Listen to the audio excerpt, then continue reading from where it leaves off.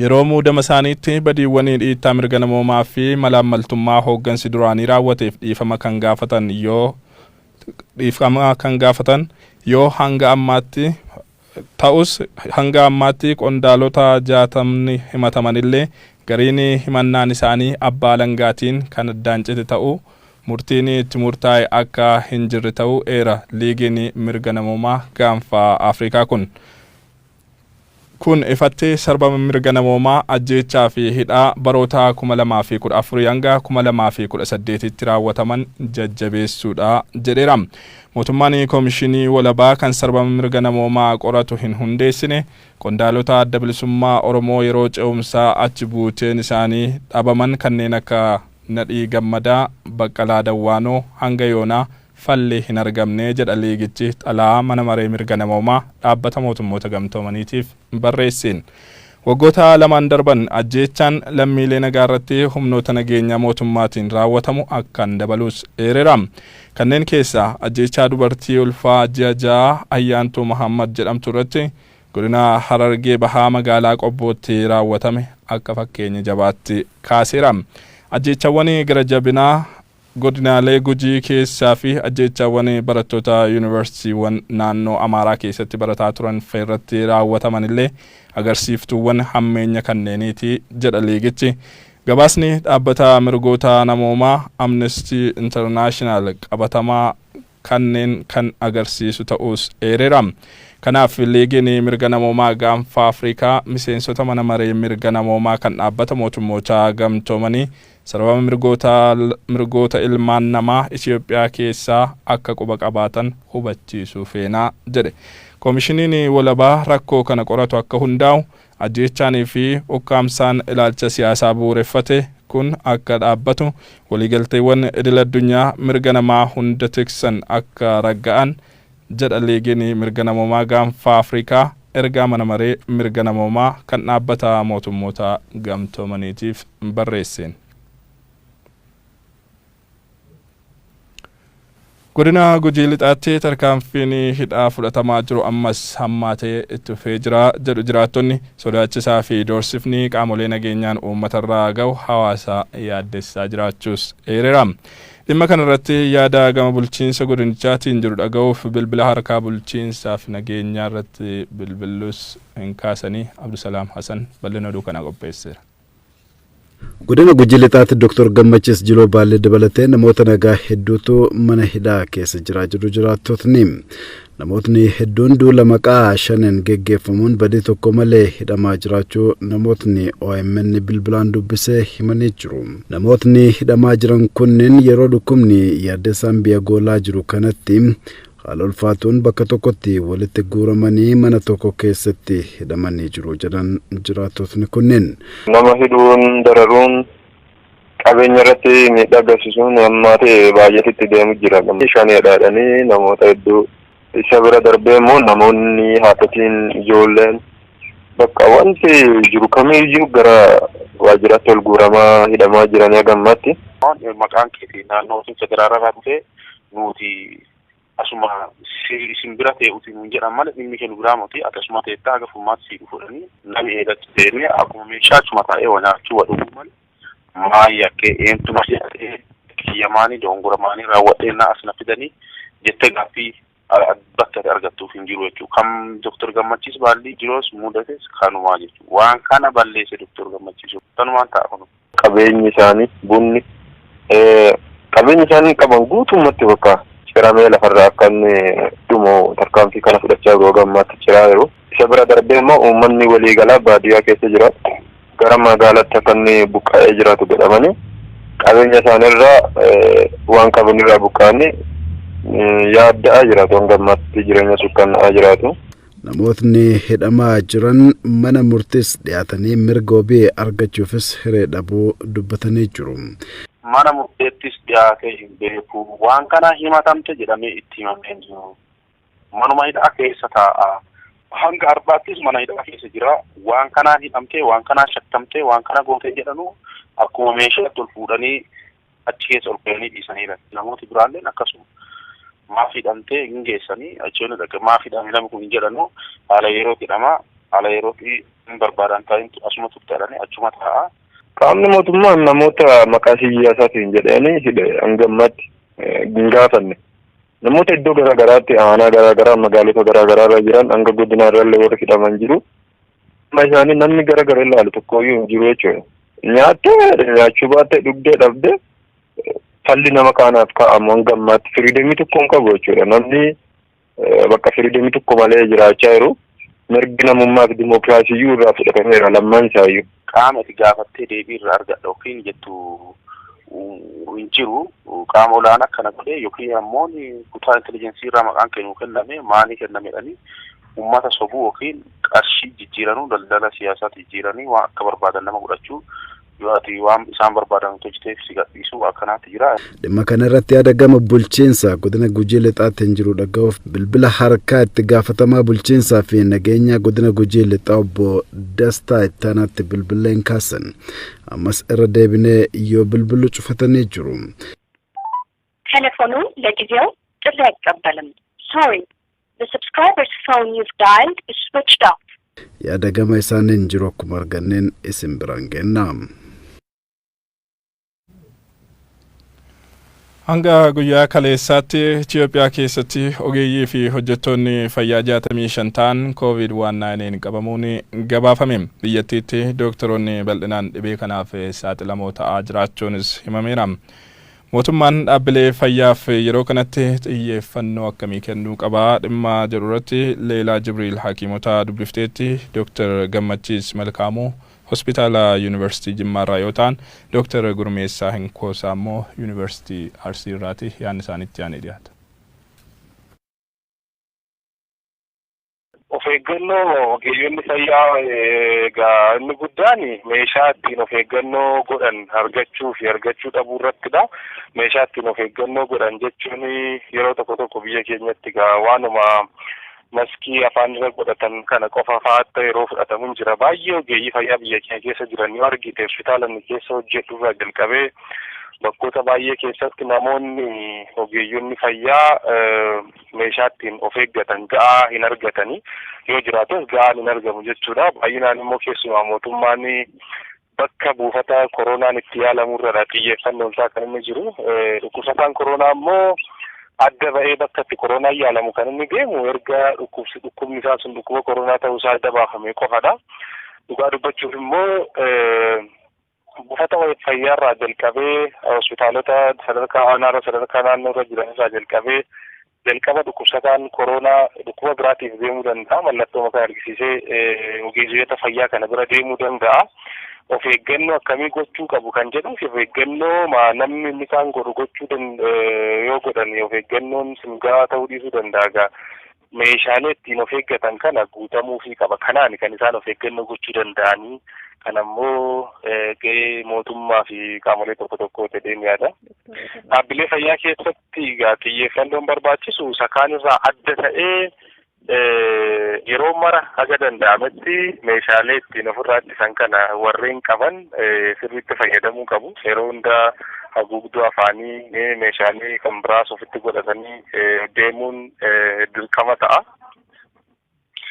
Egaan jirridha amma manni qorannaan koronaa vaayirasiidhaaf nuti geggeessinu tatamsa'inni vaayirasichi qabu hin dursu taanaan booddeetti hafnaa jechuudha. Kana jechuun maalni warra mallattoo qaban dafanii qorachuu, warra tuttuqii qaban immoo dafanii addaan baasanii akka isaan qorataman gochuu, warra dhukkuba kanaaf saaxilamanis dafanii adda baasanii qoran taanaan booddeetti hafnaa jechuudha. Kun immoo maal fidaa vaayirasichi utuu nuti hin beekin akka inni baay'ee tatamsa'uu godha jechuudha. Kanaaf hospitaala keessa dhukkubsattoonni utuu sakatta'anii already galanii hojjetu.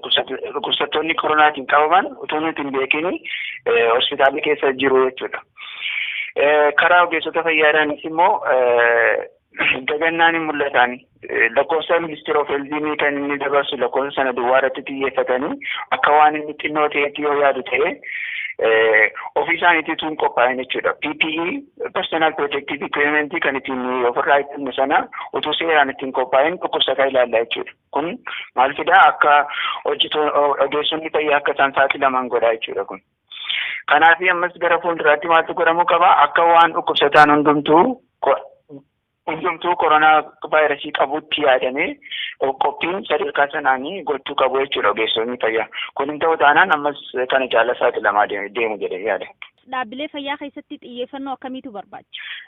Dhaabbilee fayyaa keessatti xiyyeeffannoon barbaachisu tokkoffaan waan ittiin of eeguu qabnu personal protective equipment jechuudha. Gahaan ta'ee jiraachuu qaba.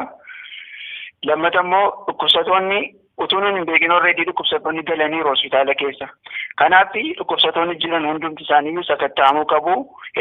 Ogeessonni fayyaa hundumti isaanii sakatta'amee vaayirasichi hospitaala sana keessa hammam jirate jedhu sirriitti beekamee of eeggannaan godhamuu qabu jechuudha. Jiraattonni magaalaa Naqamtee labsiin yeroo muddamaa tatamsa'ina dhibee koronaatiin wal ittisuudhaaf ba'e hojiirra ooluu dhabuu fi of dagannaa hawaasaa biratti mul'ataa jiru tatamsa'ina vaayirasichaaf haala mijataa waan uumuuf nu yaaddesseera jedhu. Bulchiinsi magaalichaa immoo kanneen dhorkaa labsichaa darbanii argaman irratti hammaan booda tarkaanfii nama fudhadhaa jedha. Kanaaf ammoo hawaasni dursee of eeggannoo barbaachisu gochuu akka qabuufis dhaameera. Beenyaa Shiiramuu bal'inuu kana qopheesseera. Magaalaa Naqamteetti labsiin yeroo muddamaa tatamsa'ina vaayirasii koronaa ittisuu fi to'achuuf ba'ee jiru hojiirra ooluu dhabuu fi dhibaa'ummaan hawaasa bal'aa magaalichaa biratti mul'atu tatamsa'ina dhibichaaf haala mijataa kan uumu ta'uun kan isaan yaaddesse ta'uu jiraattota magaalichaa gidduudhaa kanneen Oromiyaa miidiyaa neetworkiif yaada isaanii kennan ni dubbatu. Akka magaalaa Naqamteetti jalqaba yeroo dhukkubni kun dhufeera jedhanii namni 2-3 qabe jedhanii Addis Abaabaa odeeffamaa ture, Finfinneerraa odeeffamaa ture, xiyyeeffannoo godha ture namni. Amma garuu gaafa laaltu dhukkubni kun akka waan badeetti ilaalamaa jira jechuudha obboleessa. Dhukkubni isaa immoo amma gara kiflaa gariitti tatamsa'aa jira. Sanumayyuu immoo innumti kaleessa harka dhiqannaan waan tokko godhamaa jiru sun hafee jira. Kun immoo laafina to'annoo fi hordoffii gama magaalichaan jiru akka ta'es jiraattonni kunneen ni himu. Kan harka keenya dhiqannu miti, kan maaksii godhannu miti, kan gilaafii godhannu miti akka magaalaa Naqamteetti jechuudha. Tarkaanfii 2 meetira 2 walirraa fagaadhaa kan jedhamu kanayyuu hojiirra oolchaan jiru. Gabaan akkuma duriitti wal nagadaa jira. Manni nyaataa akkuma duriitti nagadamaa jira. Suuqiin akkuma duriitti nagadamaa jira. Rakkoon isaa adabatiin jiru akka magaalaa Naqamteetti ammoo naatti namni adabamee hin jiru. Namni tokko lama mootuu adabamee namni fakkeenya irraa fudhata. Kanaaf laafaa dhufe jechuu barbaadetan. Iddoo tokkotti seera ala waan darbee jiru maaltu dhufaadhaan kan seera ala darbee deemu jira. Bakka sana irratti maal gochuudha qabu dirqama tarkaanfii fudhachuun dirqama mootummaadha. Maaliif yoo akkasii iddoo akkasii dhiisaa lakki iddoo akkasii hin barbaachisu dirqama fudhachuudhaa baate rakkoo uummatatti fide bor immoo rakkoo kana immoo tarkaanfachuu hin danda'amu. Tarkaanfiin fudhatamee jiru hin jiru akka magaalaa godina keenyaatti namni sababa tirfii fe'eef konkolaataa keessatti nama dabalataan fe'eetii fi kan adabame sin jiru. Itti gaafatamaan waajjira dhimmoota kominikeeshinii mootummaa magaalaa Naqamtee obbo Dassaaleny Bokonjaa ammaan booda kanneen daangaa labsichaa darban irratti tarkaanfiin kan fudhatamu ta'uu dubbatu. Haala qabatamaa magaalaa keenyaatiin hanqina jennee kan ilaalaa jirru namni walirraa fageenya sana irratti ammallee rincicha akka jiru garuu kanaa ol immoo hawaasa keenya irraa baraaruudhaaf immoo labsiif dabbiin ba'e immoo hojiirra ooluun immoo dirqama waan jedhamu hojjennoo akkasii qabannee irraa jechuudha. Maaliif hawaasni keenya utuu beekuudha baay'eesaa kan iddoo goggoraa jiru jaateef labsii sanarra hojii oolchuudhaa fi hubannoo laachaa isa dabee cabsee olaantummaa seeraa hojiirra oolchuun immoo dirqamadha.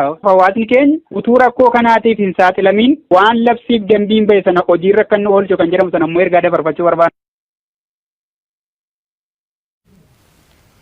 Oduuwwan maddeen alaarraa arganne keessaa immoo fincila uummataa biyya Ameerikaatti torban lammaffaaf itti fufee jiruun qaamoleen nageenyaa mirga miidiyaalee sarbuun gaazexeessitoota miidhaa jiru jechuun jaarmiyaaleen mirga miidiyaa fi ogeeyyii miidiyaatiif falman komatan. Ameerikaa qofa keessatti gaazexeessitoonni 120 caalan jalaa tuqamaniiru kan jedhu jaarmiyaan kun bulchiinsi Doonaald Tiraamp wal'aansoo miidiyaalee waliin godhaa jiruun ofuma miidhaa waan jiruuf adaba qabaachuu qaba jedhaniiru. Oduu biraatiin bulchaan kutaa bulchiinsa Minisootaa Tim Walz gaazexeessaa CNN Omar Himaanez kan jimaataa darbe poolisootaan hidhame ilaalchisee kallattiin CNN irratti faana dha'uudhaan mootummaan naannoo Oromiyaa karaa qondaalota isaa ibsa miidiyaaf kennaa jiru keessatti hiriirri jeequmsaa Oromiyaa keessatti adeemsifamuuf jedha jechuun irra deddeebiin dubbataa jira. Waljalaa duubaan waajjira kominikeeshinii Oromiyaa, biiroo nageenya Oromiyaa fi sadarkaa itti aanaa pirezidaantii Oromiyaatti obbo Addisuu Araggaa ibsa miidiyaaf kennan keessatti hiriirri jeequmsaa Oromiyaa keessatti adeemuuf akka jedhu heeruun. Yeroo kanatti waamicha hiriira nagaati kan godhamaa jiru. Hiriirri kun Ijipti akka nuyi hidha Abbayyaatti hin fayyadamne tattaaffii gochaa jirtuuf shira duratti xaxaa jirtuuf tumsuu akka ta'e hubatee kanarraa of qusachuu qaba. Humnoonni geggeessonni TPLF biyyattii kana waggaa 27 jeeqanii waan dalaganii caafii tokkotti galanii ibsa qaamolee mootummaa kanaarraa akka hubatamutti qaamota hiriiricha qindeessan keessaa paartiileen siyaasa Oromiyaa keessa socho'an harka qabaachuu isaaniitu dubbatama. Yaada kana sababeeffachuudhaan qondaaltota paartiilee siyaasa Oromoo KFO fi ABO keessaa obbo Gurmeessaa Ayyaanoof obbo Lammii Beenyaa Afgaa fi OMN waliin taasisan irratti amma kanaan duratti hiriira waamame quba akka hin qabne himu. Gocha hamaa cunqursaa fi dararaa uummata irratti raawwachaa jiran waan beekaniif fincilli uummataa nuuf hin hafu jedhaniitu dursanii dubbataa jirus jedhu. Miidiyaaleen biyya kanaa hundumti Maqalee keessatti immoo Tigraay keessatti immoo akka hiriira qabuuf jedhamu kan isaan waaman. It is controversial. Nagaa'u dhimma dhibee uummataa dhawate dhibee fayyaa dhawate uummanni Tigraay bar dhibee fayyaa kanarra baraaramuu barbaada. Fayyaan isaafis hin mala achitti hiriira waama asii makkattiin jaalmarti himachuun inni wal dhiitaa. Kanas sirreeffachuu danda'utu irra jiraata jechuudha. Kanaaf hiriira kan waamsisu dhiittaa mirga namaati. Roorroodha. Hacuuccaadha malee jaarmiyaa miti. Rakkoo ofii uumaniin jaarmiyaa yakkuuni barbaachisaa miti hin deemsuuf furmaata ta'uu waan jiruun qabaatu. Gabaa bahuudhaaf waa bitachuutu akka jiru beekamee baanamni gabaa jallisee hin bahu. Propagandaan hojjetan kanas waa irraa argachuuf otoo hojjetanii gaariidha. Hiriirri Oromiyaa keessatti gaggeeffamuusaa miidiyaa mootummaati kan wajjaa ture. Nuti waan dhageenye qabnu mootummatu hiriirri ba'uufii jedhe hiriirri ba'uufii maaliif jedhe. Gaaffiin keenya inni guddaan iddoo sanarraa qaba. Amma nuti waan hiriira ba'uu iddoo jirruttis iddoo tokkotti hiriira ba'ee nagarree hiriira ba'uus nagarree garuu mootummaan hiriirri ba'uu fedhe sababiinsa waan uummata baasuu danda'u waan hiriira uummata baasuu danda'u waan godhe qaba jechuudha. Waan uummata lolchiisuu danda'u waan dallansiisuu danda'u waan ta'etu jira jechuudha. Hayyuu federaalizimii fi rogeessa miidiyaa kan ta'e obbo Mooneen Sundarraa ammoo dhimmi kun qophii alaammannaa mootummaan paartiilee siyaasa Oromoo ittiin rukutuuf jedhu waan agarsiisudha jechuun dhimmicha ibsa. Egaa akkuma beeknu gaafa dhiibbaan uummata irratti deemu gaafa jechaan hidhaan jiru mootummaan aangorra jiru uummata irratti dhiibbaa gama hundumaatiin gaafa taasisu uummanni hin fincila uummanni gaaffii hin gaafata hiriira ragaa hin ba'a tarkaanfii waan adda addaa hin fudhata jedhanii waan ofii isaanii beekanidha. Maaliif ajjeesaa jiru hidhaa jiru waan ta'eef uummanni waamichi eenyu yoo eeggatiin akka gara fincilaatti seenuu danda'u waan quba qaban natti fakkaata. Kanaaf gama tokkoon akka uummanni finciluudhaaf wantoota haala mijeessan hojjechaa qaba kan biraatiin garuu qaama kan biraatu fincila kanaaf hiriira kanaaf waamaa bira jedhanii mata balleessuun yookaan immoo hirkisuun immoo dhagaa tokkoon simbira lama akka rukutuuf jechuudha. Jechuun komaa jechuudha. Ofii isaanii hidhaa jiru ajjeesaa jiru uummanni finciluu isaa nafu uummanni finciluu isaa nafu yoo ta'e fincila kana qaama abaawwataa ta'u abaawwata qaama kan biraatti hirkisanii dhaabbilee siyaasaa kanarratti jaarmiyaalee siyaasaa kanarratti tarkaanfii godhachuudhaaf waan akeekkatan fakkaataa jechuudha. Waggoota muraasa dura warraaqsi guddichi golee Oromiyaa arfan keessatti dho'uun sochii guddaa qeerroon taasiseen olaantummaa murna TPLF waggaa 27f ture daandiirraa maqsamuun isaanii yaadatama. Akka hayyoonni kunniin jedhanitti ammas taanaan gaaffileen bu'uuraa uummata Oromoo tokkoyyuu waan hin deebineef hin falmatinaa hin gaafatinaa jechuun mootummaa furmaata waarawaa ta'uu hin danda'u jedhu.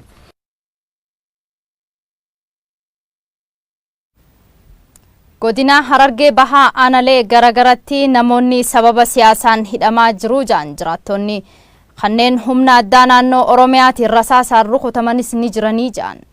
Dhimma kana irratti aangoota aanaa fi godinaa dubbisuuf irra deddeebiyyaallee deebii argachuu hin dandeenye. Udii Musaa dabalata isaa akka taanutti isinitti hima.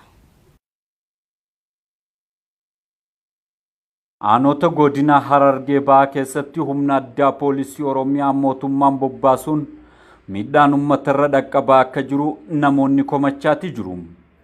Bu'uuruma kanaan godina Harargee Bahaa aanaa Dadar magaalaa Qobboo keessatti dargaggoo aanaa Mahammad jedhamu humna addaa poolisii Oromiyaatiin rasaasaan dhahamee akka jiru namoonni naannicharraa dubbisne ni himu. Galgala sa'aatii 12 sa'aatii takka poolisiin bifa aanaa jaagu baajaajoota dhaabbatu yaaduu dubbanaa yeroo sanitti kaafaa fakkaataa. Miseensa adda bilisummaa Oromoo barbaanna jaaliiti tajaajila kaanii karra makkalaa dhufan. Achitti namni keeraa raawwaniin manana miseensa adda bilisummaa Oromoo ta'e manarra yaa'anii uleedhaan shafaqaa guuranii manatti galcha biiroo waajjiratti galchanii achirraan maallaqa adda bilisummaa Oromootiin walitti guurtan jettan walitti guurtanii lafaa qabdan as kannaadhaa jedhanii saba jiran. Godinuma Harargee Bahaa aanota gaara mul'ataa jahan keessattis miseensonni dhaabbilee siyaasaa adda addaa hidhamaa akka jiran namoonni naannicharraa dubbisne komachaati jiru. Aanaa guraa keessatti nama 9tu hangammaa hidhaa keessa jira baatii fi torbaan 2. Aanaa mayyuu mulluqee keessatti nama 2tu hangammaa hidhaa keessa jira. Sababa tokko malatti aanaa baddannootti nama 3tu hidhaa keessa jira. Aanaa goloodaatti nama 3 hidhaa keessa jira baatii fi torbaan 3 jechuun namoonni namaan kana siimuu jiru kun baatii fi torbaan 3 hangammaa hidhaa keessa jirani. Aanaa minoo keessatti jechuun qumbii keessatti nama 4 sababa tokko malee hangammaatti hidhaa keessa jira jechuun sababa miseensa bilisummaa Oromootii fi miseensa paartii mormitootaati jechuudha namoonni kun. Komii hawaasni godina Harargee Bahaa aanaa Dadar dhiyeeffatan kana qabachuudhaan deebisaa gama mootummaatiin jiru hubachuudhaaf ajajaa poolisii aanaa Dadar Koomaandar Daawit irratti bilbilus bilbila harka isaanii Koomaandar Daawit nurratti cufaniiti jiru. Hello. Akkam jirtan nagaa fayyaa? Nagaa ajajaa poolisii aanaa Dadariini? Komii hawaasni kaasaa jiru kanaaf deebisaa gama mootummaatiin jiru hubachuudhaaf ijibbaata taasisaa turre ittuma fufuudhaan bulchaa bulchiinsa aanaa Dadar, bulchiinsaa fi nageenya aanaa Dadar akkasumas ammoo waajjira bulchiinsaa fi nageenya godina Harargee Bahaa irratti bilbilus bilbila harka isaanii nu jalaa kaasuu hin dandeenye. Naannoo Amaaraa godina addaa saba Oromootti namoonni nagaa sababa hin beekamneen hidhamaa jiraachuu miseensi adda bilisummaa Oromoo naannicha jiru hime. Akka miseensi ABO kun jeetti namoota ummata biratti fudhatama qabanii fi hojii siyaasaa keessatti hirmaataa jirantu hidhamaa jira jedhe. Bulchiinsi godinichaa gama isaatiin namoota yakka hojjetantu qabamaa jira jedhe. Mahammad Siraaj dabalata qaba.